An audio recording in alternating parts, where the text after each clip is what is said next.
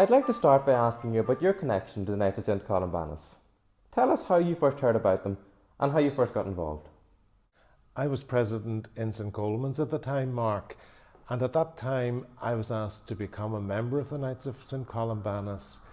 And once I became a member, I saw a role for, say, our A-level boys in the college.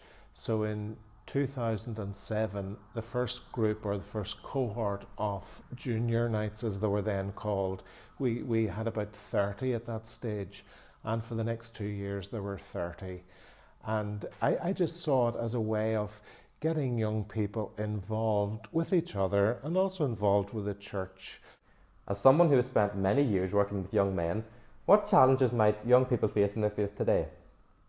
Young men in their faith today, they find it difficult, Mark. And I know, having taught for 36 years and having worked with students, the important thing really was to have a relationship with them.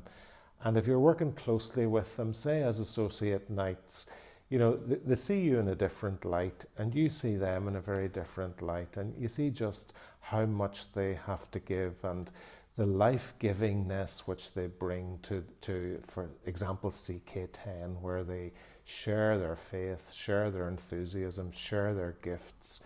And it's just like a breath of fresh air when we see the young men coming to our meetings and sharing their aspirations and desires with us.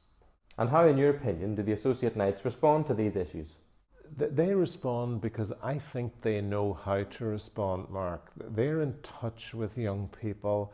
They know the issues which young people face in the world, in society, at university, in post-primary school. So I think they respond in their understanding of young people, which at times faces us adults, because we've moved on. From an extracurricular or social perspective, what other skills might an Associate Knight gain from the organisation? I think they gain a sense of belonging to a group of like-minded people. Obviously, they also gain a sensitivity, because some of your work involves going to the people of the sick and the infirm and the housebound, and just seeing them as they are and understanding how handicapped some of those people are. Priests are no longer able to do what they did a number of years ago on their own. So we need as many as possible involved in the different ministries within the church.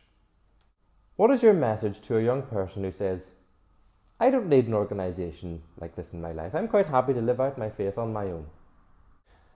A young person that is able to live it out on his own, that's fair enough, but I think because of the nature of our church and the sense of belonging, we do need each other. And no matter what organisation that young person belongs to, I think that young person gains a lot from the belonging. There's the friendship, there's the understanding. If the young person has a difficulty, if he's part of an organisation like the Associate Knights, they're able to share that. And if someone's down and out, to be able to say to another, look, I'm fed up, I can't understand why I'm so low. I think even sharing that with another like-minded person is a big advantage. Just to wrap up, if you were to describe the Associate Knights in one word, what would it be and why? That one word is determination.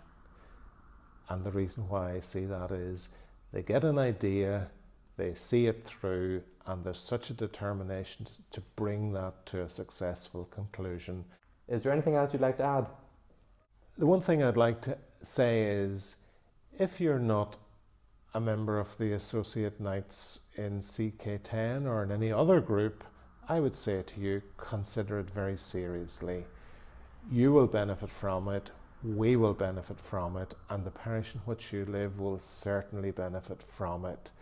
And don't be afraid, take the plunge, become an Associate Knight, and life will be far much richer for you because you've joined up.